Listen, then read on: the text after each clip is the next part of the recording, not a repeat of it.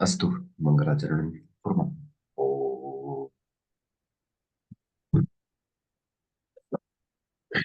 सौता विश्वानि देव सवितर्तुरितानि परासुव यद्भद्रं तन्न आसुव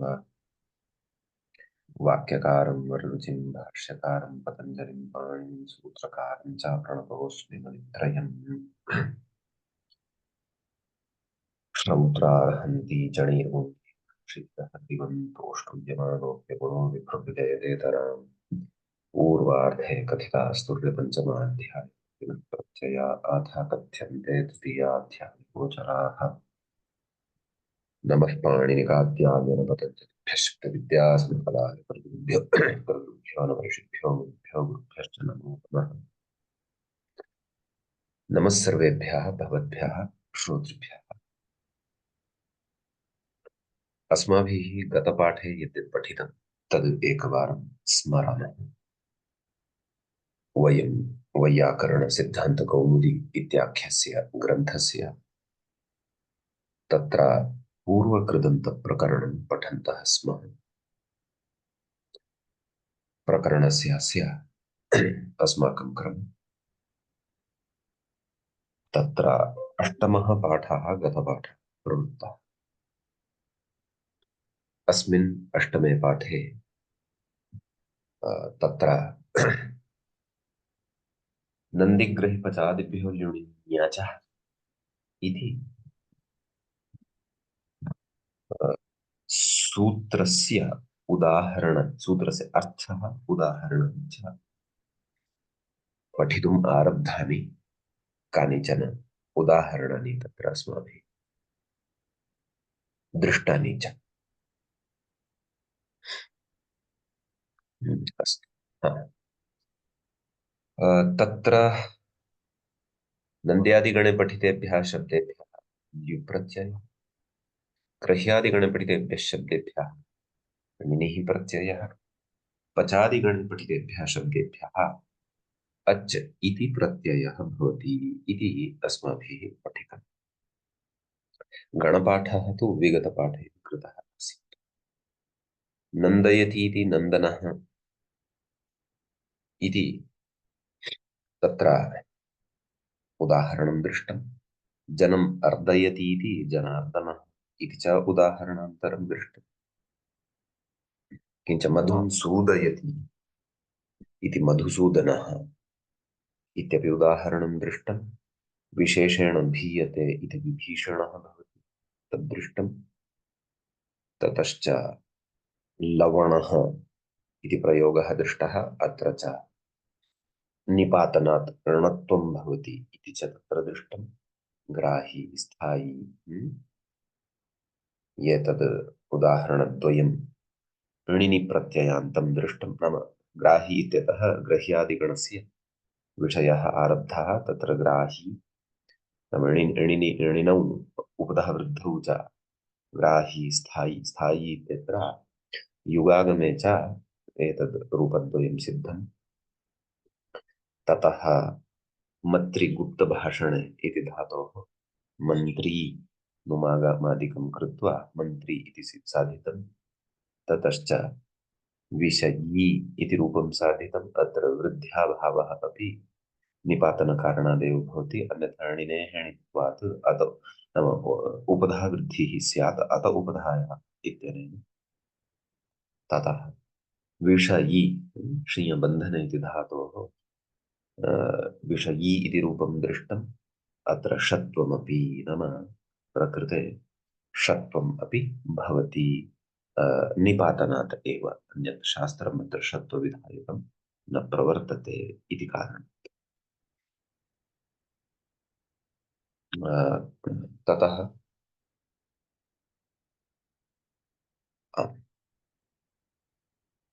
एतावान् विषयः अस्माभिः गते पाठे पठितः।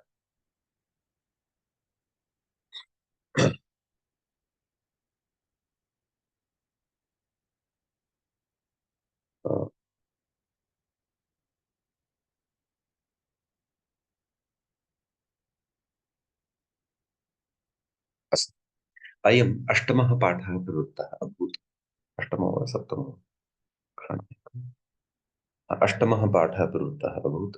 इदानीं नवमः पाठः आरब्धः भविष्यति। हम्म, क्षणमेकं किञ्चित्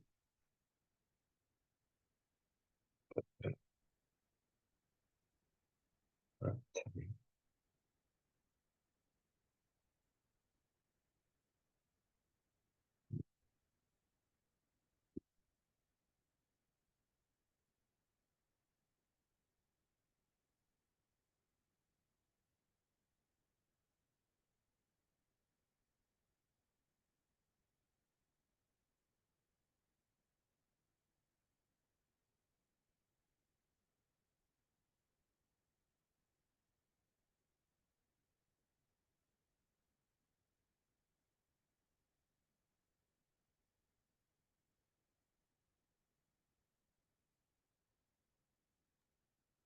आचार्य न श्रूयते आचार्य। आमामां क्षणमेकम् एकक्षणम् एक किञ्चित् किञ्चित् आगच्छति अचिरेण।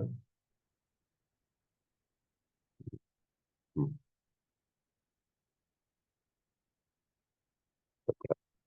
कार्यालयस्य कश्चन सन्देशः दातुम् आपतितः अस्ति।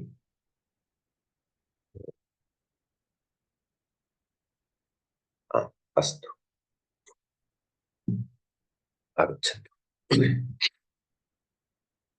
हा, तर्हि एतावति पठिते भागे स्पष्टता अस्ति खलु? कोऽपि प्रश्नः? अग्रे गच्छामः।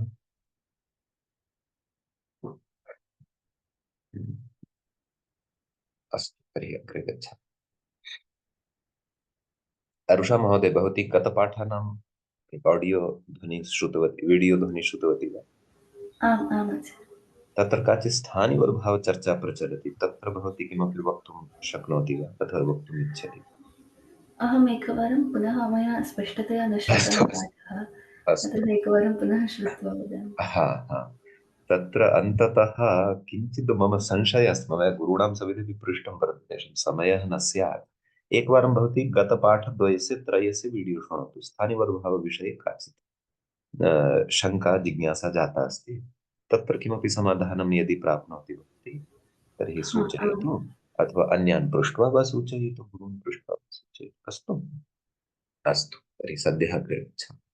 यद् यावत् शक्यम् अस्माभिः विचारितं परस्परमपि, तथापि तत्र एकवारं पश्यतु भवती इति एकम्। अस्तु। हम्म, अधुना हा, अग्रे परिभावी परिभवी इत्यस्ति। तत्र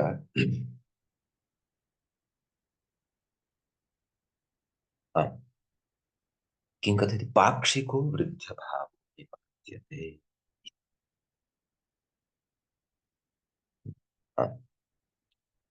परि उपसर्गपूर्वकात् भूधातोः णिनि प्रत्ययः भवति। णिनिः णित् इन् अवशिष्यते, अतः अचोण्यणिति इत्यनेन सूत्रेण नित्यम् एव अजन्तस्य भू इत्येतस्य अङ्गस्य वृद्धिः स्यात्। ततः परि भौ णिनि नाम वृद्धिः नाम नित्यमेव स्यात्, परन्तु क्षन्तव्यं, वृद्धिपक्षे परि भौ इनि इन् आवादेशः भवति। परिभाविन् ततः परं सुप्रत्ययः सौ चैत्यनेन उपधा वृद्धिः। सुलोपः हन्यादिना, नलोपः नलोपः प्रातिपदिकान्तस्य इत्यनेन च परिभावी परिभावी परिभाविनो परिभाविनः इत्यादि निरूपाणि सिद्ध्यन्ते। ननु तत्र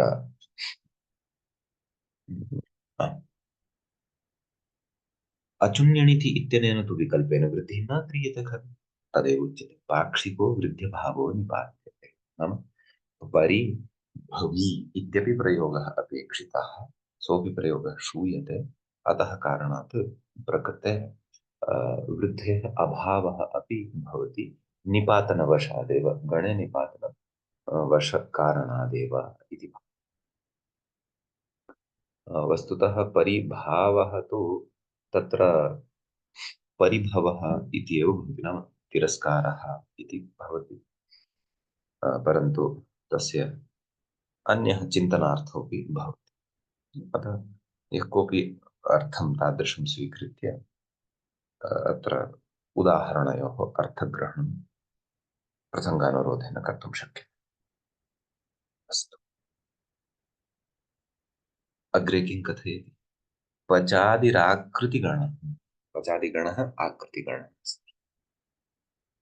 आकृतिगणविषये नाम कः नाम आकृतिगणः इत्येतद्विषये यद्यपि इतः पूर्वम् असकृतचर्चितं भवति, सर्वादौ कौमुद्याम् आकृतिगणः चर्च्यते, शकन्ध्वादिषु पररूपं वाच्यम् इत्यत्र। नाम शकन्ध्वादिगणे तत्र ये शब्दाः पठिताः ते तावन्तः एव न, इतोपि अधिकाः तत्र भवितुमर्हन्ति। अतः तत्र ग्रन्थकारः लिखति आकृतिगणो। तत्र व्याख्यातारः कथयन्ति आकृत्या एवं जातीयकाः अन्येऽपि शब्दाः यस्मिन् गणे अन्तर्भावयितुं शक्यन्ते सः गणः आकृतिगणः। सरलतया वदामि चेत् यस्य गणस्य शब्दानां संख्या निश्चिता न भवति तादृशः गणः आकृतिगणः भवति। एवमेव पचादिगणे ये शब्दाः अथवा ये धातवः पठिताः तेषां धातूनां संख्या निश्चिता नास्ति, नाम तावन्त एव शब्दाः सन्ति इति नास्ति। अस्माभिः पूर्वं गणपाठः दृष्टः खलु, अतः तावन्तः एव भवन्ति इति नास्ति। अतः तत्र किं भवति इति चेत् तत्र प्रयोगानुरोधेन एतादृशाः अन्येऽपि शब्दाः अन्तर्भावयितुं शक्यन्ते। तर्हि इदम् अयं गणः आकृतिगणः अस्ति, तत्र युक्तिं दर्शयति। एकत्र तु अस्माभिः गते पर्याये तत्र गणपाठः यदा दृष्टः खलु, पश्यन्तु, पचादिः सः खलु, पचादिः अत्र पश्यन्तु, गृह्यादिः पचादिः अत्र न लिखितमस्ति। अस्माभिः अपरः गणपाठः, मया एकं पुस्तकं दर्शितमासीत्, तत्र अन्ते पचादिराकृतिगणः इति आसीत्, स्मरेयुः। तथापि पश्यन्तु, पच वच वच इत्यादि श्वपच यावत् तत्र शब्दाः सन्ति खलु, एतेषु शब्देषु शिष्टैः प्रयुक्ताः केचन अन्येऽपि शब्दाः न वर्तन्ते। एकक्षणं, मया रिकार्ड् आन् कृतमस्ति खलु? कृतमस्ति, सम्यक्। अस्तु, एतेषु शब्देषु तादृशाः शिष्टैः अन्येऽपि प्रयुक्ताः सन्ति प्रयोगाः, ये अत्र न दृश्यन्ते। अन्येषां शिष्टानां तु कथा भिन्ना, स्वयं सूत्रकारेण केचन प्रयोगाः अच् प्रत्ययान्ताः कृताः वर्तन्ते, परन्तु तेषां साक्षात् पचादिगणे पाठः नैव दृश्यते। अतः तेषामपि सिद्धिः करणीया खलु, अच् प्रत्ययः वक्तव्यः खलु। पृथक्तया तु अनुशासनं नाम सूत्रम् अच् प्रत्ययविधानाय तत्र नास्ति खलु। अतः पचादिगणः आकृतिगणः इति अस्माभिः तत्र स्वीकर्तव्यम्। अपि च पश्यन्तु, एषः अत्र अष्टाध्यायी.com जनः आरम्भे लिखन् अस्ति, नन्द्यादिगणः आकृतिगणः नास्ति, क्षन्तव्यं, ग्रह्यादिगणोऽपि आकृतिगणः नास्ति। एषः लिखन् अस्ति, तत् सत्यं। यतः गणपाठकारः कः? सूत्रकारः एव, णिनिः एव। सः तत्र एतस्य अन्ते लिखितवान् भवति पुस्तकेषु आकृतिगणः। एषः स्पष्टतार्थम् आदौ लिखितवान्। अस्तु, चिन्ता नास्ति। पश्यन्तु, सूत्रकारस्यैव केचन प्रयोगाः सन्ति। ते के प्रयोगाः सन्ति? तान् प्रयोगान् ग्रन्थकारः सङ्कलय्य अत्र उपस्थापयन् अस्ति। किञ्च गणपाठकारेण यदुक्तं यत् एषः गणः आकृतिगणः अस्ति, तस्य सिद्धान्तस्य अथवा तस्य वचनस्य च परिपुष्टिम् अपि कुर्वन् अस्ति। अग्रे कथयति शिवशमरिष्टस्य करे इति। इति किञ्चन सूत्रं वर्तते। अत्र करे इति प्रयोगः कृतः वर्तते। पश्यन्तु, किञ्चित् अस्य सूत्रस्य अर्थं पश्यामः, तदा इतोपि स्पष्टता भविष्यति। शिव शम रिष्टस्य करे इति अस्ति। पश्यन्तु, करोति इति करः प्रत्ययार्थः। यथा पचादिगणे अस्माभिः उदाहरणं साध्यते। पचति इति पचः कथं साध्यते? पच धातोः नन्दीग्रही पचादिभिः ल्युणिन्यच इत्यनेन अच् प्रत्ययं कुर्मः, पच अपच। एवमेव करोति इति करः, करोति इत्येतस्मिन् अर्थे कृ डुक्रियकरणे इति धातोः अच् प्रत्ययः भवति। कृ अ सार्वधातुकारधातु इत्यनेन गुणः भवति। कर् अकार इति तत्सामर्थ्य लभ्यः षष्ठे अस्ति। शिवादिभ्यः शब्देभ्यः नाम तद्धितप्रकरणस्य इदं सूत्रं वर्तते। शिवादिगणे नाम शिवादयः ये शब्दाः अत्र पठिताः वर्तन्ते तेभ्यः षष्ठीसमर्थेभ्यः काराः इत्येतस्मिन् अर्थे। काराः इत्यस्य कः अर्थः? करोति इति अर्थः अस्ति। ताति प्रत्ययः भवति। शिवतातिः, शन्तातिः, अरिष्टतातिः इत्यादीनि उदाहरणानि साधयिष्यन्ते तत्र तद्धितेषु। समीचीनं। तर्हि सूत्रकारेण स्वयम् अत्र कर इति प्रयोगः प्रयुक्तः वर्तते, परन्तु कर इति शब्दः पचादिगणे न दृश्यते। समीचीनम्। अतः आकृतिगणत्वं तस्य स्वीकरणीयम्। अस्य शब्दस्य तत्र अन्तर्भावः कार्यः। एवमेव अन्यदपि पश्यन्तु। कर्मणि घटो ठच् इत्यपि सूत्रम् अस्ति एकं। पश्यतु, किं कथयति इति सूत्रयोः करोतेः घटेः च अच् प्रयोगात्। नाम एतत् सूत्रद्वये तत्र कृ धातोः अपि च कर्मणि घटो ठच् इत्यत्र घट धातोः अच् इति प्रत्ययः कृतः वर्तते। एतस्यापि पश्यन्तु अर्थं किञ्चित्। तत्र कर्मणि घटो ठच् अठच् प्रत्ययः एतेन क्रियते। कर्मणि घटो ठच्। अत्र पश्यन्तु, कर्म शब्दात् सप्तमी समर्थात् घट इत्येतस्मिन् अर्थे। घटः नाम कः अर्थः? घटते इति घटः। तदेव अग्रे कथयति, घटते इति घटः। घट धातुः संघातार्थको वा अथवा संगत्यर्थकः एकः। चेष्टार्थक संघातार्थकोऽपि अस्ति, भाषार्थकोऽपि अस्ति। घटते नाम अप्लै भवति इति वयं वदामः खलु। नाम एतदत्र कथं घटते, कथं सङ्गच्छते अथवा कथम् अत्र अस्य समन्वयनं भवति। घटते इति घटः। तर्हि कर्मणि यः घटते सः वस्तुतः कर्मठः भवति। कर्मन् शब्दात् अठच् प्रत्ययः भवति, टिलोपादिकः कृत्वा कर्मठः इति प्रयोगः साध्यते। अस्तु, सः तु तद्धितस्य विषयः। परन्तु अत्र घटः इति प्रयोगः अच् प्रत्ययान्तः कृतः वर्तते। तत्र अच् प्रत्ययः कथं? घट धातुः तु पचादिगणे न दृश्यते, अतः एषः तत्र घट इति धातुः पचादिगणे स्वीकर्तव्यः अस्य गणस्य आकृतिगणत्वात्। समीचीनम्। अपि च वस्तुतः एतादृशाः बहवः प्रयोगाः सन्ति। अतः सूत्रकारः यदा योगदृष्ट्या वाङ्मयं दृष्टवान् तदा सः चिन्तितवान्, अरे बहवः प्रयोगाः सन्ति अच् प्रत्ययान्ताः तु।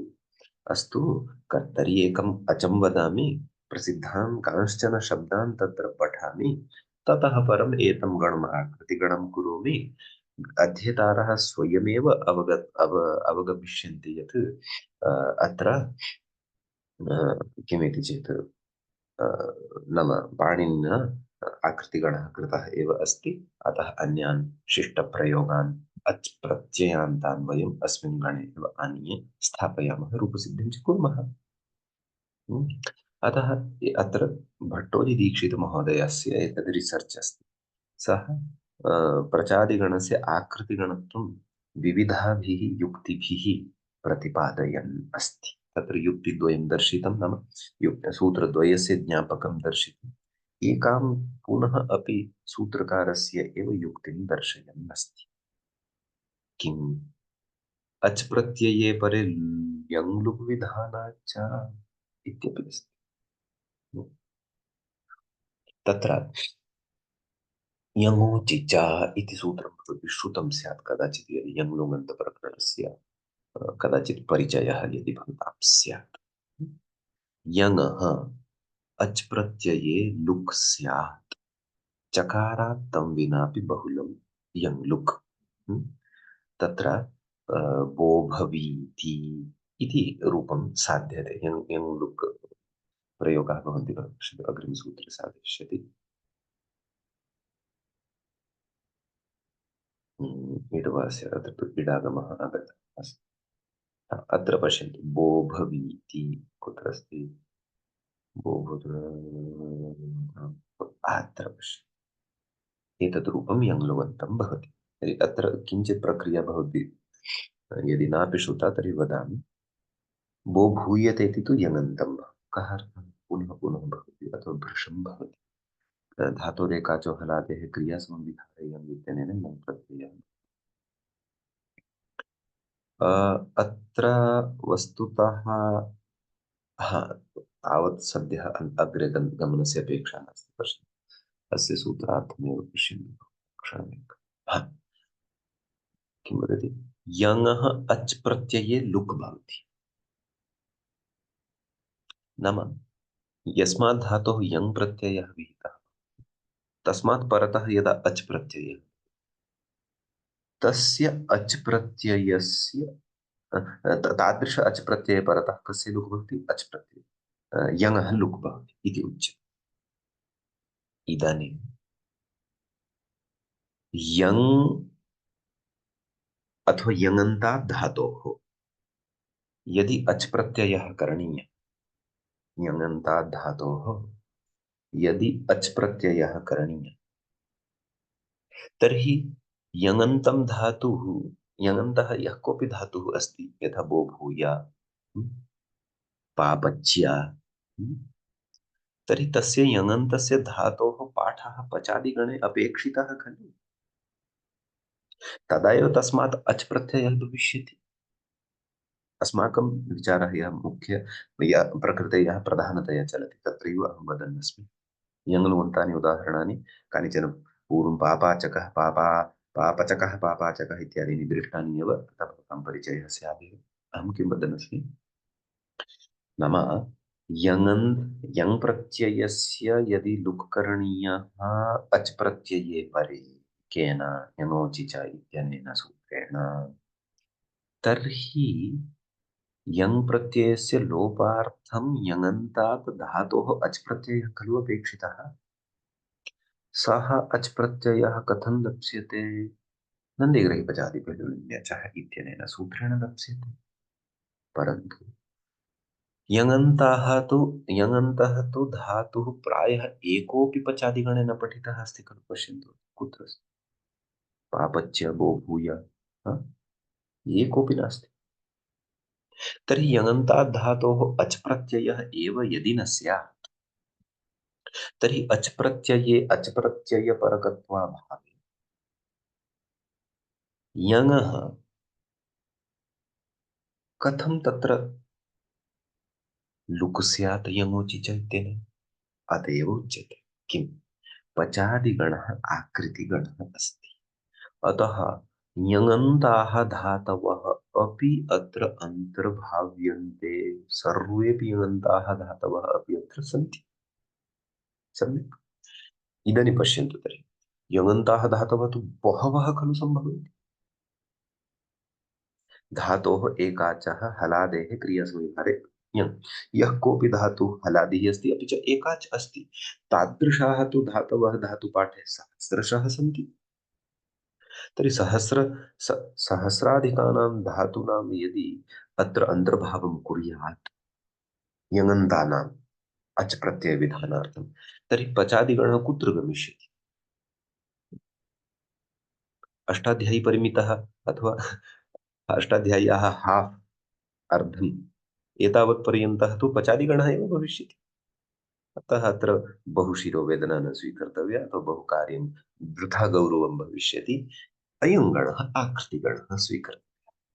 अतः अस्मिन् गणे तत्र नाम यङन्ताः धातवः अपि अन्तर्भाव्याः येभ्यः अच् प्रत्ययः स्यात् अचि च परतः यङोचि च इत्यनेन तत्र अ, अ, तत्र यङः लुक् स्यात् तदेव कथयति अत्र दीक्षितमहोदयः। अच् प्रत्यये परे यङ् लुक् विधानात् च नाम अच् प्रत्यये परतः यङ् लुक् विधानं कृतम् अस्ति यत् तदेव तदपि प्रकृते ज्ञापकं भवति यत् पचादिगणः आकृतिगणः भवति इति। सम्यक्। एषः विचारः यदि अवगतः तर्हि वयम् अग्रे गच्छामः। कश्चन प्रश्नः यदि अस्ति तर्हि भवन्तः प्रष्टुम् अर्हन्ति। आचार्य अत्र अच् प्रत्ययः स्वार्थे भवति खलु? नैव कुत्र कुत्र पचादिगणः गणे धातोः अच् प्रत्ययः तस्मिन् नैव नैव नैव।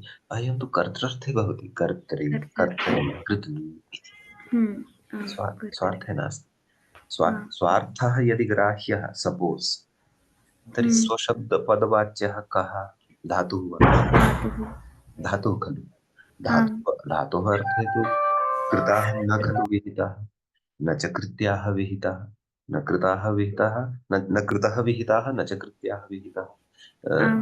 कृत्याः तु भावकर्मणोः विहिताः कृतः कर्तृर्थे विहितः कर्तरि। अतः अयम् अच् पचादिरचपि तत्र कर्तृर्थे अस्ति कृत् प्रत्ययः। कृतप्रत्ययः। आम् आम् आचार्य। आम् क्वचित् अपवादाः भवन्ति ते यथा यथा आगमिष्यन्ति। आम्।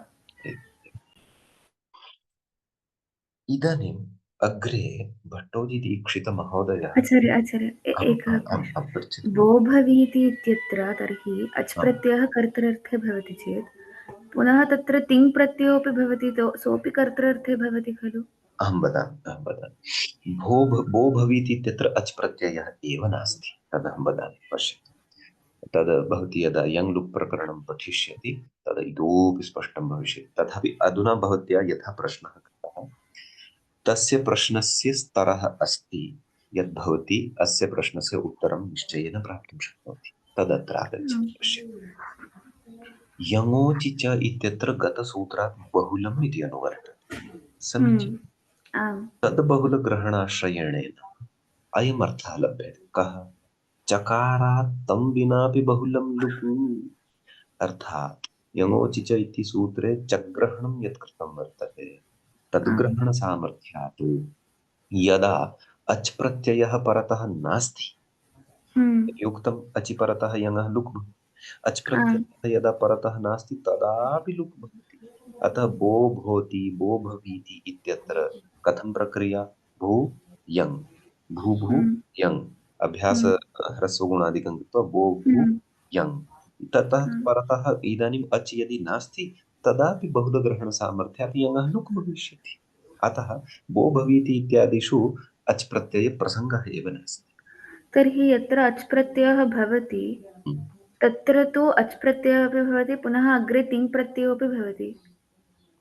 नैव अच् प्रत्ययः यत्र भवति तादृशानि उदाहरणानि पापाचकः पपच इदानीम् एकं वदामि यथा तदेव तद्भवति यदा लास्ट् वीडियो द्वयं त्रयं श्रोष्यति तत्र एषा यङ् लुबन्तानि उदाहरणानि साधितानि सन्ति तथापि अहं किञ्चित् वदामि भवती अवगमिष्यति पच धातोः तत्र यङ् प्रत्ययः पच् य क्रियासमव्यवहारार्थे धातोः द्वित्वं पच् पच् य पचि दीर्घोकितः इति अभ्यासस्य वृद्धिः पापच य पापच्य इति यङन्तः धातुः जायते तदनन्तरं तत्र अच् प्रत्ययः भवति नन्दिगृहे पचादिभिः नुनिन्यच इत्यादि पापच्य अ पापच्य अ इत्यवस्थायां यङोचि च इत्यनेन यङः लुक् क्रियते पापच अ पापच पापच इति इदानीं हा पापच पापचकः हा पाप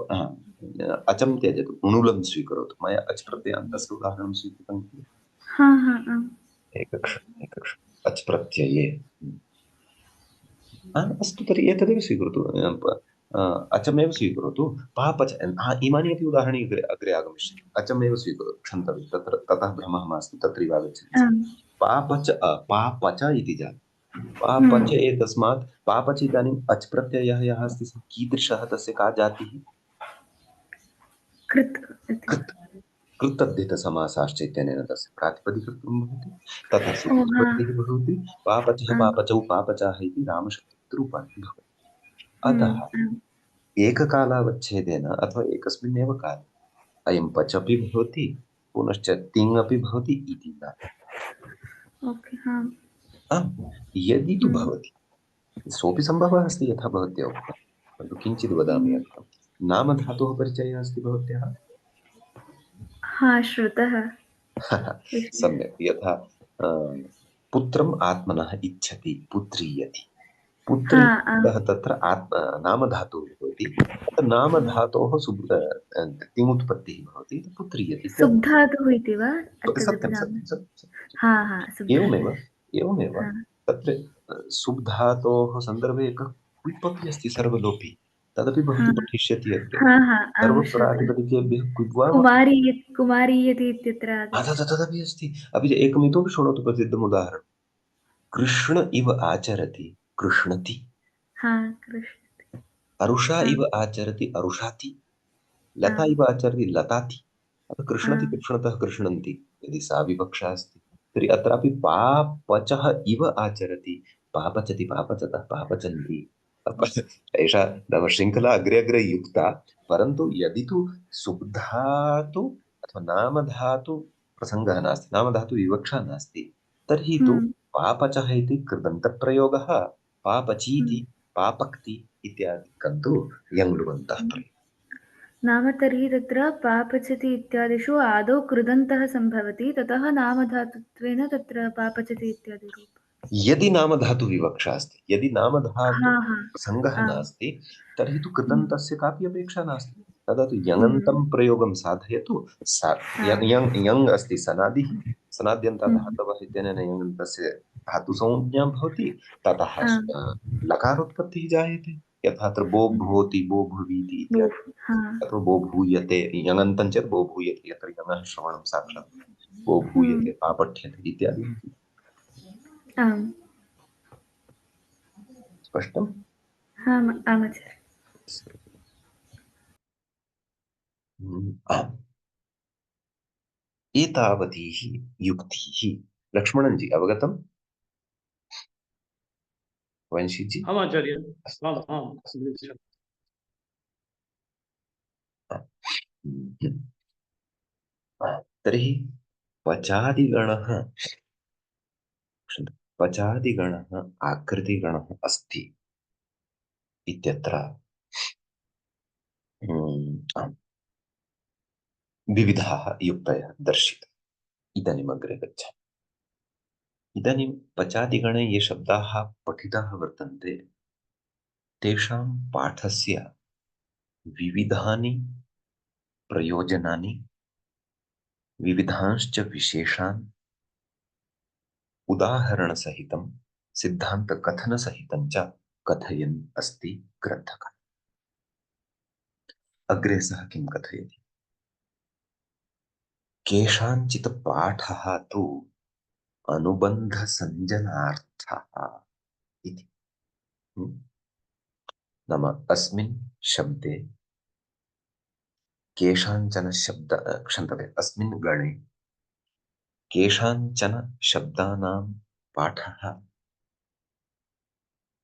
अनुबन्धस्य योजनार्थः कृतः वर्तते अनुबन्धासञ्जनार्थं केषाञ्चित् पाठस्तु आसञ्जनं नाम योजनं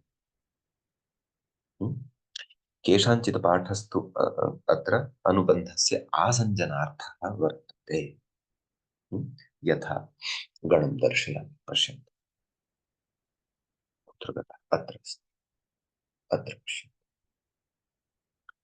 शब्दः अस्ति नदः नद धातोः अच् प्रत्ययं कृत्वा अयं शब्दः सिद्धः परन्तु अत्र कश्चन अनुबन्धः योजितः अस्ति नदट् ट भषट् लवट् चरट् गरट् तरट् चोरट् गाहट सरट देवट दोषट् कोति शब्दाः सन्ति पश्यतु एतेषु शब्देषु अनुबन्धः योजितः अस्ति नाम केषाञ्चन पाठः प्रकृतगणे अनुबन्धार्थः कृतः अस्ति एतत् किमर्थम् उच्यते इति चेत्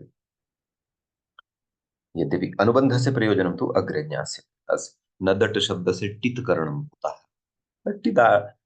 टिदाश्रिताः प्रत्ययाः यथा प्रवर्तेरन् तदर्थम् अनुबन्धः कृतः अस्ति। ङीप् इत्यादयः टिड्ढणय इत्यादिभिः सूत्रैः। तर्हि नाम विषयः एषः, ग्रन्थकारः अत्र एतद् वक्तुम् इच्छति, नद धातोः अच् प्रत्ययः कृतः, नद इति शब्दः सिद्ध्यति। तर्हि आकृतिगणत्वम् अस्य गण एषः गणः आकृतिगणः इति खलु उच्यमानम् अस्ति, एवं खलु? तर्हि आकृतिगणत्वं स्वीक्रियते यदि, तर्हि केचन एव धातवः पठनीयाः, पच वच वप वद इति, तावदेव। द्वित्रान् धातून् पठित्वा साक्षात् झटिति विषयम् उक्त्वा समापयतु, आकृतिगणः अस्ति एषः। तर्हि नद इति अपि आकृतिगणत्वेनैव खलु सेत्स्यति, भष इत्यपि आकृतिगणत्वेनैव सेत्स्यति। नद भष प्लव चर गर तर चुर एते धातवः नाम अस्य गणस्य आकृतिगणत्वादेव एतेषां धातूनाम् अत्र अन्तर्भावः भविष्यति। रूपाणि नदः भषः प्लवः इत्यादि रूपाणि सेत्स्यन्ति खलु। तथापि विशेषेण केचन शब्दाः अत्र पठिताः, तेषाम् अनुबन्धः योजितः अस्ति।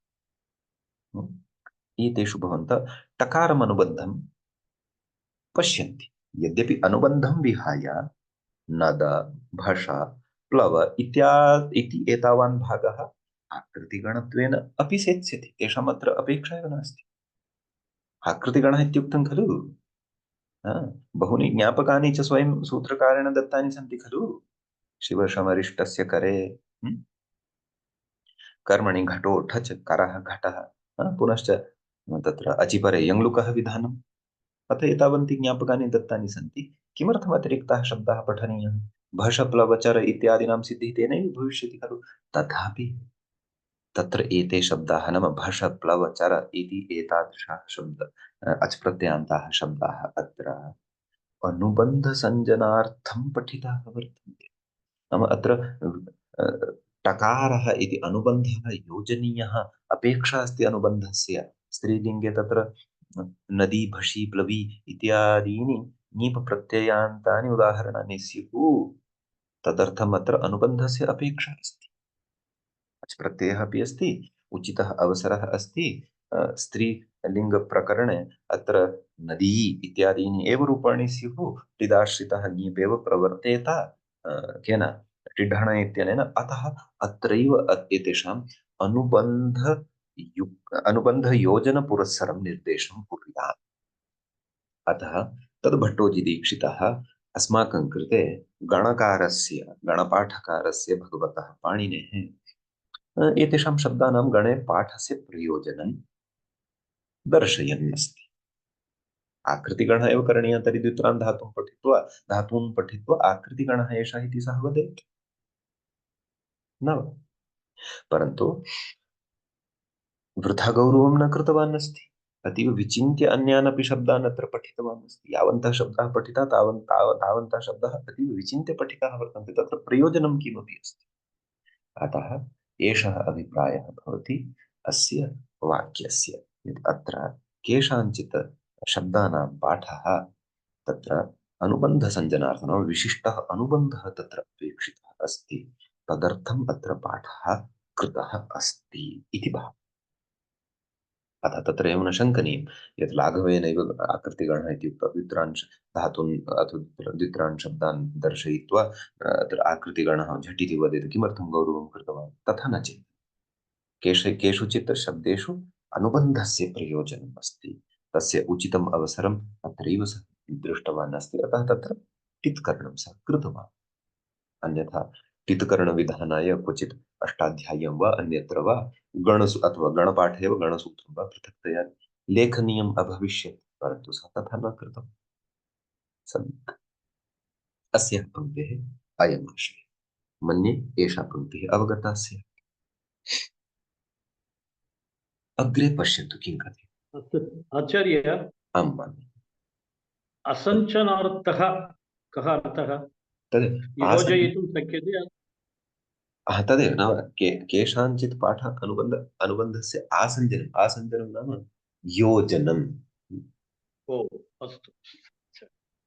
आसञ्जनं सञ्जनं सञ्जः सञ्जः इति कश्चन शब्दः वर्तते तस्य सम्यक् जयति इति तद् आङ् उपसर्गपूर्वकात् अत्र तद् सञ्ज इति धातुः भवति सम् उपसर्गपूर्वकात् जन धातुः सम् उपसर्गपूर्वकात् जन धातुः जनधातोः अच् प्रत्यये सति जनः इति प्रयोगः सिद्धः भवति परन्तु आङ् उपसर्गयोजनकारणात् सम् उपसर्गयोजनकारणात् च जनधातोः अत्र योजनार्थः अवगन्तव्यः समीचीनं महोदय आम् आम् आचार्य, धन्यवादः। अस्तु अस्तु। अग्रे केषाञ्चित् प्रपञ्चार्थ इदानीं पश्यन्तु भवन्तः गणपाठं पुनः गणपाठं प्रति यथा जर रज मर न? अथवा कोश कोप मेष मिषकुप कुश सेव नृत सर्प सृप दर्प दृप एतेषां शब्दानाम् अत्र का अपेक्षा अत्र तु अवगम्यते लट चरट नदट भषट इत्यादिषु टिदाश्रितः प्रत्ययः अपेक्षितः अतः टित्करणार्थम् अत्र पाठः कृतः पुनः एषः अस्ति यतः चल पत जर रज एतेषां किमर्थम् अत्र पाठः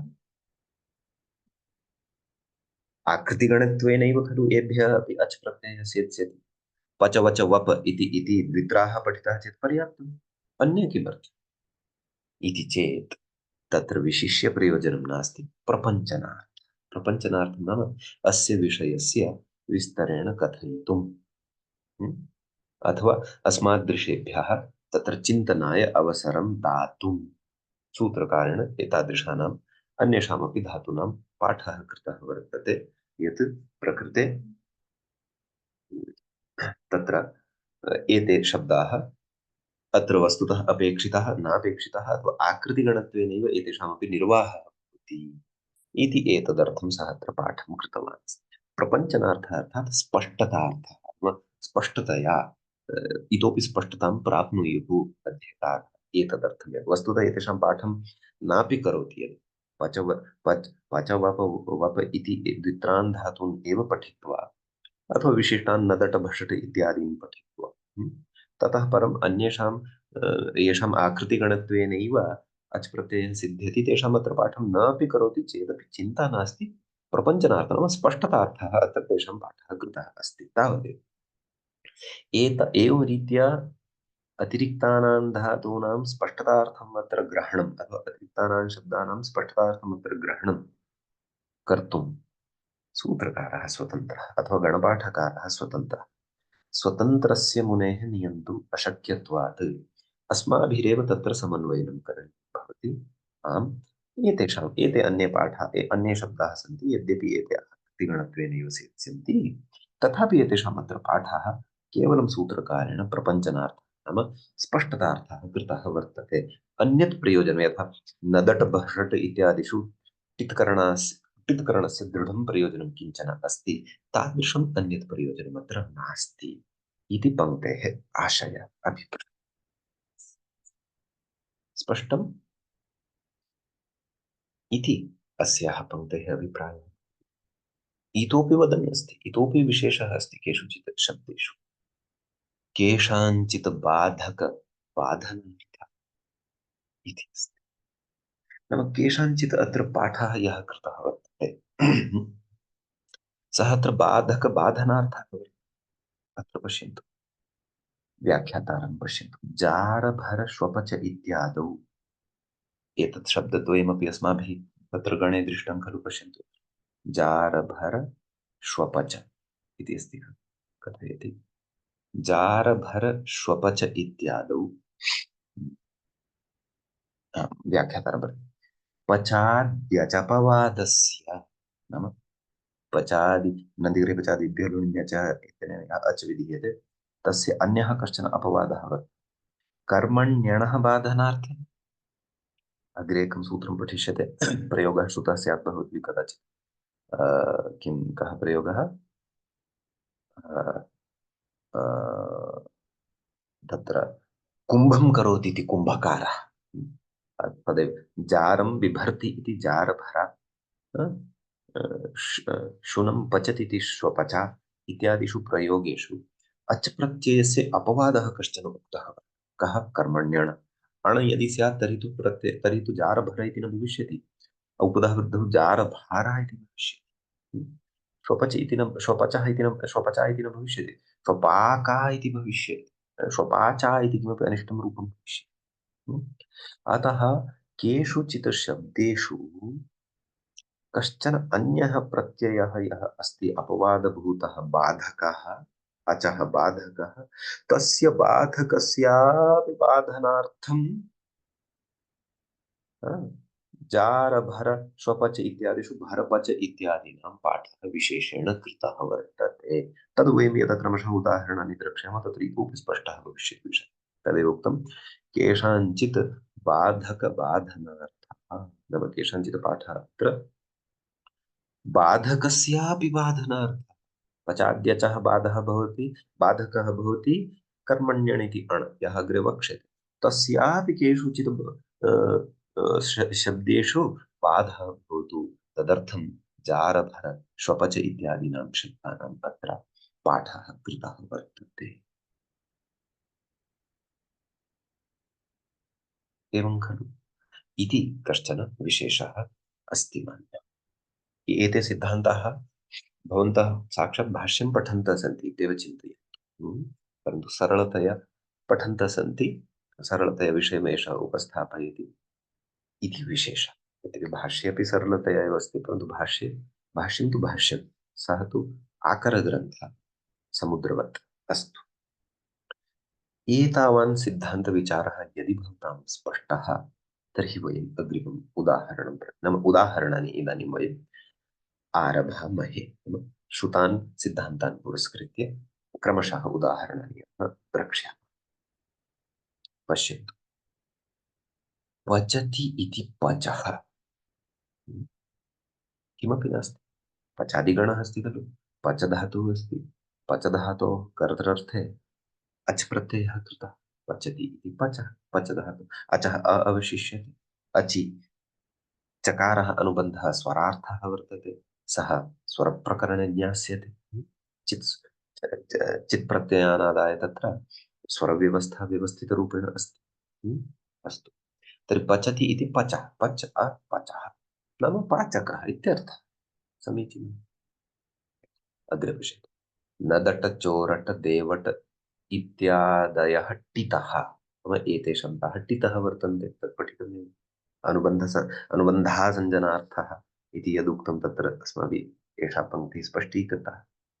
इत्यादयः आदिशब्देन तत्र सर्वेपि गणे पठिताः टितः ग्राह्याः। उदाहरति नदी। तर्हि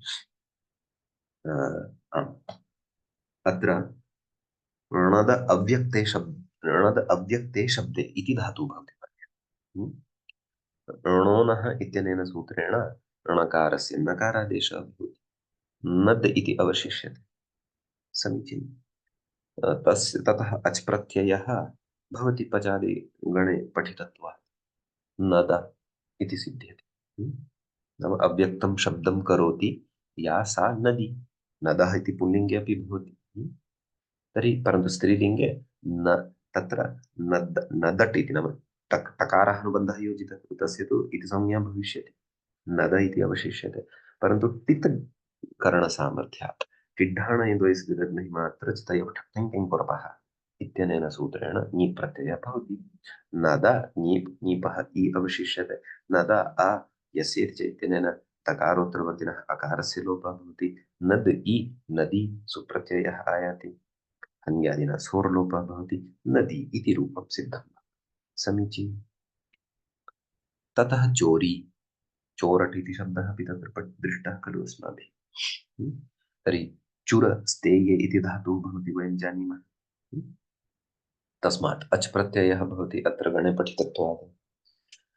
पुगन्तलघुपदस्य च इत्यनेन लघुपदगुणः भवति। चोर इति सिद्ध्यति। पुल्लिङ्गे तु चोरः इत्यपि भवति। यः चोरयति सः चोरः भवति। वस्तुतः चुरादिगणस्थं खलु अयं धातुः, अतः णिच् अपि भवेत्। चुर्णिच् सत्यं स्वार्थे नाम चुरादिगणस्थः णिच् यदि विवक्षितः सः णिच् तु स्वार्थे एव भवति। स्वार्थे यदि णिच् भवति तर्हि णिजन्तात् अच् भविष्यति। चुर्णिच् लघुपदगुणः। चोरणिच् ततः अच् चोरि अ णेर्णिटि इत्यनेन णिचः लोपः। चोर अचोरा समीचीनं। चोरट् इति टिक्तकरणं कृतमस्ति, अतः स्त्रीलिङ्गे पूर्ववत् ङीप् प्रत्यये सति चोरी। नाम चौर्यं करोति या काचित् स्त्रीलिङ्गे विद्यमाना सा चोरी एवं भवति। ततः देवट् इति शब्दः अपि अस्ति खलु, तत्र धातुः कः भवति? दिवुक्रीडा विजिगीषादिषु अर्थेषु धातुः अस्ति खलु। दिवादिगणस्य प्रथमः एव वकारान्तः सः दिवधातोः तत्र अच् प्रत्ययः भवति। उगन्तलघुपदस्य चैतन्येन गुणः भवति। देव देव इति सिद्धं भवति। गणे टित्करणसामर्थ्यात् पूर्वदेव ङि प्रत्ययः भवति। देवी इति रूपं सिद्धं भवति। विभक्तिकार्यं भवति, सोर्लोपः इत्यादिकं भवति। देवी। अत्र इतोपि कञ्चन विशेषं कथयति। दीव्यतेः नाम दिवधातोः इगुपधज्ञाप्रीगिरः कः। अत्र देवट शब्दस्य पाठे प्रयोजनद्वयं दर्शयति। एकं प्रयोजनं तु किं? ङीप् टित्करणसामर्थ्यात्। किञ्च दिवधातोः अत्र विशेषेण पाठः कृतः अच् प्रत्ययान्ततया। तत्र अग्रे इगुपधाः भवन्ति यः धातवः, तेभ्यः धातुभ्यः कप् प्रत्ययः विहितः अस्ति। तथा चेत् नाम दिवधातु इगुपदः अस्ति खलु, तथा चेत् कप् प्रत्ययस्य अ अवशिष्यते। तर्हि यद्यपि अच् प्रत्ययस्यापि अ अवशिष्यते, तद्वत् कप् प्रत्ययस्यापि अ इत्येव शेषः भविष्यति, परन्तु लघुपदगुणः न भविष्यति, यतः कप् प्रत्ययः तु कित् अस्ति। तथा चेत् दिवः इति रूपं भविष्यति। अपेक्षितस्तु प्रयोगः देवः देवी इति च। अतः दिवधातोः विषये तत्र इगन्तलक्षणः कप् प्रत्ययः बाधितः भवेत्। तदर्थमपि देवट् शब्दस्य अत्र पाठे प्रयोजनम् अस्ति इति कथयति। समीचीनम् इति कानिचन उदाहरणानि अत्र दत्तवान् ग्रन्थः। अधुना तदेव नाम उक्तं खलु केषाञ्चित् बाधकबाधनार्थः पाठः। केषाञ्चित् बाधकबाधनार्थः पाठः शब्दानां वर्तते। तत्र अस्माभिः देवी इत्यपि दृष्टं, यतः कप् प्रत्ययस्य बाधः कृतः वर्तते। इगुपदधातुः यः अस्ति तत्र अचं प्रबाध्य कप् प्रत्ययः प्रवर्तते, परन्तु तस्यापि बाधनार्थं देवट् इति शब्दस्य पाठः कृतः इति एकम् उदाहरणं दृष्टम् अस्य वाक्यस्य। कस्य वाक्यस्य? केषाञ्चित् बाधकबाधनार्थः इति वाक्यस्य। इदानीं बाधकस्यापि बाधः भवतु तदर्थम् उदाहरणद्वयम् इतोपि अग्रे दर्शयति। किं कथयति? जारभर श्वपच अनयोः कर्मण्यण् इति प्राप्तः। कर्मण्यण् इति प्राप्तः, परन्तु तस्य अत्र अपेक्षा नास्ति, अतः अत्र अच् प्रत्ययः एव भवति। तर्हि अत्र जारं बिभर्ति इति विग्रहे जारः भवति उपपतिः। नाम कोशे भवद्भिः जारशब्दः पठितः स्यात्। नाम वस्तुतः परिणयः येन सह जातः वर्तते, तेन सह तु नाम्ना वसति, परन्तु अन्यः कोऽपि अन्येन केनचन साकम् अनुचितं सम्बन्धं या स्थापयति, सः तादृशः जनः जारः इति भवति। तस्य कृते एव कोशादिषु उपपतिः इति नामपि श्रूयते। अतः जारं बिभर्ति नाम बिभर्ति इत्यत्र कः धातुः? डुभ्रिय धारणपोषणयोः भृञ धातुः। तर्हि नाम जारस्य धारणं करोति अथवा जारस्य पोषणं करोति या सा जारभरा भवति। तर्हि जार इति कर्मणि उपपदे सति भृ इति धातोः प्रकृते अच् प्रत्ययः भवति। यद्यपि कर्मण्यण् इत्यनेन कुम्भकारः इत्यादिवत् अण् प्रत्ययः प्राप्तः, परन्तु अण् यदि स्यात् तर्हि तु जारभरा जारभर शब्दः न स्यात्, जारभार इति शब्दः स्यात्, तथा अण् अपि च अण् अण् इत्यस्य टिदादिषु पाठात् टिड्ढाण तेन ङीप् अपि स्यात्, अतः जारभारी इति अनिष्टं रूपं स्यात्। तत् न भवेत्, तस्यापि बाधः भवेत्, अतः साक्षात् सूत्रकारः जारभरशब्दम् अत्रैव पठितवान्। अयं तु अजन्तः शब्दः, अथ अदन्तलक्षणः टाप् एव भवति, किञ्च जार भृ इति भृ धातोः अच् प्रत्यये परतः भृ इत्यत्र ऋकारस्य गुणः भवति सार्वधातुकारधातुकयोः इत्यनेन। जार भर जार भर, ततः अदन्तलक्षणे टापि सति जारभरा इति रूपं भवति। समीचीनम्। एवमेव काचित् स्त्रिया शुनं पचति, शुनकस्य मांसमेव पचति, सा श्वपचा भवति। तर्हि अत्र कथं विग्रहः? श्वानं पचति। श्वन् शब्दस्य श्वानौ श्वानः श्वानम् क्षन्तव्यं, शुनं न श्वानं, सम्यक्। श्वानं पचति इति विग्रहः भवति। श्वानम् इत्यत्र मूलशब्दः अस्ति श्वन्, नकारान्तः। तर्हि श्वन् इति उपपदे सति पच धातोः अपि अत्र कर्मण्यण् इत्यनेन अण् प्राप्तः। यदि अण् स्यात् तदा तु अत्र तदेव उपधावृद्ध्यादिकं स्यात्।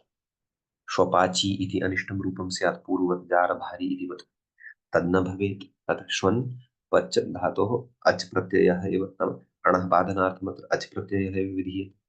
श्वन् पच न लोपः प्रातिपदिकान्तस्य इत्यनेन नकारस्य लोपः भवति। श्वपच श्वपच अदन्तलक्षणः टाप् भवति, श्वपचा इति रूपं सिद्धं भवति। अतः अत्र नाम एतादृशशब्दानां विशेषेण तत्र प्रयोजनमस्ति अत्र गणे पाठस्य इत्यस्ति विषयः। तदेव अनयोः कर्मण्यण् इति प्राप्तः, नाम प्राप्तः तस्य बाधनार्थम् अत्र पाठः कृतः वर्तते इति भावः। मन्ये एषः विषयः स्पष्टः स्यात् भवताम्। इदानीमत्र एकं विचारम् इतोपि कुर्वन् अस्ति।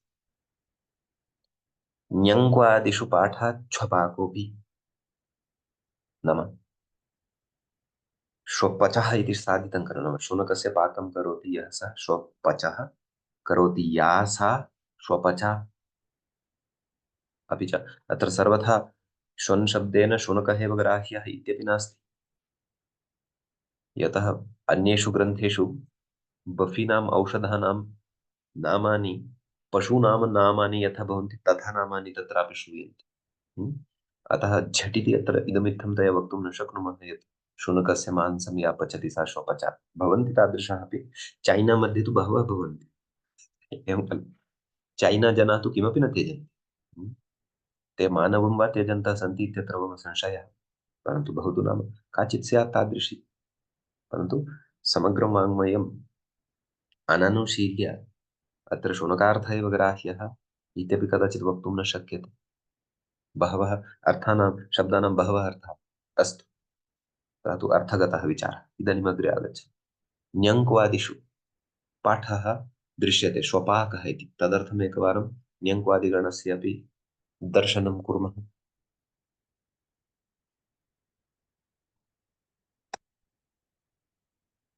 अत्र पश्यन्तु, ञङ्कु मृदु दूरे कुत्र अस्ति अवसरः, श्वपाकः अत्र अस्ति, पश्यन्तु। तर्हि न्यङ्क्वादिनां चेति सूत्रं वस्तुतः किं वदति? वदति कुत्वं स्यात्। नाम न्यङ्कु इत्येवम् आदीनां कवर्गादेशः भवति, न्यङ्कुः। एतत् सूत्रं प्रायः अस्माकं पूर्वमागतम् इति स्मरामि, सत्यं। तर्हि किं स्यात्? कुत्वं भवति, कवर्गादेशः भवति। तर्हि तेन किं? तर्हि कुत्वार्थमेव श्वपाकशब्दः तत्र पठितः खलु, कुत्र? न्यङ्क्वादिगणे। तेन किं ज्ञायते? नाम न्यङ्क्वादिगणे पाठात् छपाकोऽपि, नाम न्यङ्क्वादिगणे एषः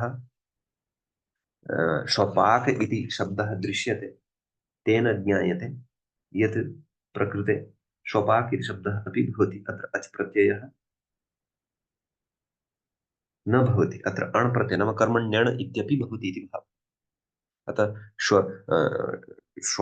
श्वपच् अण् श्वपच् अण् इत्यवस्थायां न्यङ्क्वादिगणे पाठसामर्थ्यात् उपधावृद्धिः च भवति। श्वपाच तर्हि न्यङ्क्वादिगणे पाठसामर्थ्यात् अन्येन केनचन सूत्रेण तत्र कुत्वं न प्राप्तम्। अतः न्यङ्क्वादिषु इत्यनेन सूत्रेण चकारस्य कुत्वं भवति ककारः। श्वपाक श्वपाका, कश्चन जनः, कश्चन पुरुषः यः श्वपाकः। स्त्रीलिङ्गे चेत् तर्हि अण्णन्तलक्षणं ङीप् भविष्यति, श्वपाकी इति भविष्यति। समीचीनं। श्वपाकी इत्येव अणपक्षे श्वपाची इति श्वपाकी कुत्वं भवति। अतः तर्हि एतादृशस्थितौ तर्हि अस्माभिः प्रयोगद्वयमपि स्वीकर्तव्यं भवति। शुनं पचति, श्वानं पचति या सा श्वपचा अपि भवति, अन्यत्र श्वपाकशब्दोऽपि दृश्यते, अतः श्वपाका अपि भवति। तर्हि उभयत्र पाठः दृश्यते चेत् वचनविरोधः न भवति। तर्हि नाम सूत्रकारस्य वचनविरोधः नास्ति, परन्तु वाङ्मये तादृशः उभयविधः अपि प्रयोगः अस्ति इत्येव निश्चीयते इति अस्ति। श्वपाकी एतदनन्तरम् अत्र पुस्तके पूर्णविरामः अस्ति, अत्र मिस्प्रिण्टिङ्ग् जातम् अस्ति, इतः अग्रे अन्यः विषयः आरप्स्यते। तर्हि एषः अस्ति विषयः। पठिते विषये कोऽपि प्रश्नः अस्ति चेत् मान्यः उपस्थापयन्तु, अन्यथा उपसंहरणं कुर्मः अद्यतनपाठस्य। आचार्य निवेदनं वर्तते एकम्। आं महोदय, यदि वदतु। शक्यते चेत् शनिवासरे पुनः भानुवासरे कक्षा भवितुमर्हति वा इति। तत्र ग्रुप् मध्ये मेसेज् स्थापितमासीत्, केनापि किमपि न उक्तम्, अतः अत्रैव मया पृष्टः। सत्यम्। अहं तर्हि भवत्याः कृते प्रार्थये, वस्तुतः एतां कक्षां प्रति अस्माकं आम् वंशीसुधा महोदय, लक्ष्मणन् महोदयः एव आगच्छतः। अतः आम् भवती एताभ्यां सह एकवारं वैयक्तिकरूपेण वार्तालापं करोतु। इदानीं वंशीमहोदय हा वस्तुतः इदानीं महोदय अस्ति वा? प्रायः सा कार्ये मग्ना अस्ति। पूर्वं सन्देशं प्रेषितवती। महोदय अहं लागिन् तु करोमि। नमस्कारः। अस्ति नमस्कारः महोदय, महोदय। अस्ति। अस्तु अस्तु अस्तु। महोदय, रविवासरे अस्माकं व्याकरणकक्षा अस्ति किल? 7 सत्यं सत्यम्। आम्, अग्रे अपि अमरकोशस्य कक्षा भविष्यति। अमरकोशस्य शनिवासरे शक्यते वा? शनिवासरे महोदयस्य सम्भाषणकक्षा अस्ति प्रायः। आं सायम् अस्ति 7 सत्यं, तदपि अस्ति। अस्तु, चिन्ता नास्ति। अतः पश्यन्तु, तद् मया अत एव भवत्सु त्यक्तः सः विषयः, यतोहि इदानीं अतः कथं करणीयम् इति। वीक्डेस् मध्ये आगन्तुं क्लेशः भवति, अतः एवं तत् सत्यम्, अवगच्छामि। भवती वीडियो रिकार्ड् शृणोति वा? आं, तत् केवलम् आन् कृत्वा स्थापयामि, यावत् शक्यते तावत् शृणोमि। तदेव सत्यं, कदाचित् सर्वोऽपि विषयः तत्र अनपेक्षितः अपि भवितुम् अर्हति। अहम् अत्यन्तं सूक्ष्मतया अपि वदामि यत् कदाचित् अतः यथा अपेक्षा नाम विषयस्य अवगमनं यावत् शक्यं तावदपि श्रोतुं शक्यते एव, क्लेशः नास्ति। आम् आचार्य। तथापि भवितुम् अर्हति। अपि च कदाचित् यदा भवत्याः परीक्षा समाप्ता भविष्यति, विरामदिवसेषु तु तदेव क्लेशः न इदानीं स्यात्। विरामः वर्तते, अतः अटेण्ड्। अद्य विरामः अस्ति। अस्तु। आम् अपि च तत्र दीर्घविरामः अपि भवन्ति खलु, एकस्य मासस्य मासद्वयस्य, तत्तु अग्रे आम्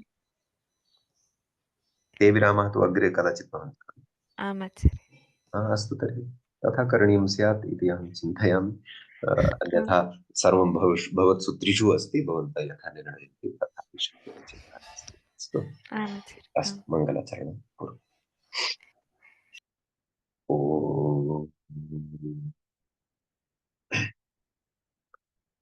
विश्वानि देव सवितर्दुरितानि परासुवा, तद्भद्रं तन्न आसुवा।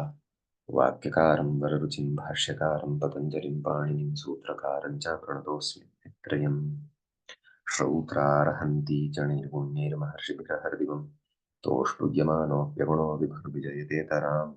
पूर्वार्धे कथितास्तुर्यपञ्चमाध्यायवर्तिनः प्रत्यया अथ कथ्यन्ते तृतीयाध्यायगोचराः। नमः पाणिनिकाध्यायन पतञ्जलिभ्यश्च विद्यासम्प्रदायकृतृभ्यो नमः ऋषिभ्यो मुनिभ्यो गुरुभ्यश्च नमो नमः। एवञ्च वैयाकरणसिद्धान्तकौमुदी इत्याख्यस्य ग्रन्थस्य तत्र पूर्वकृदन्तप्रकरणस्य अस्य नवमः एषः पाठः सम्पन्नतां गतः। अग्रिमे पाठे पुनरुपस्थिताः भविष्यामः। तावत् नमः सर्वेभ्यः भवद्भ्यः श्रोतृभ्यः। अस्तु महोदय, शुभदिनम्।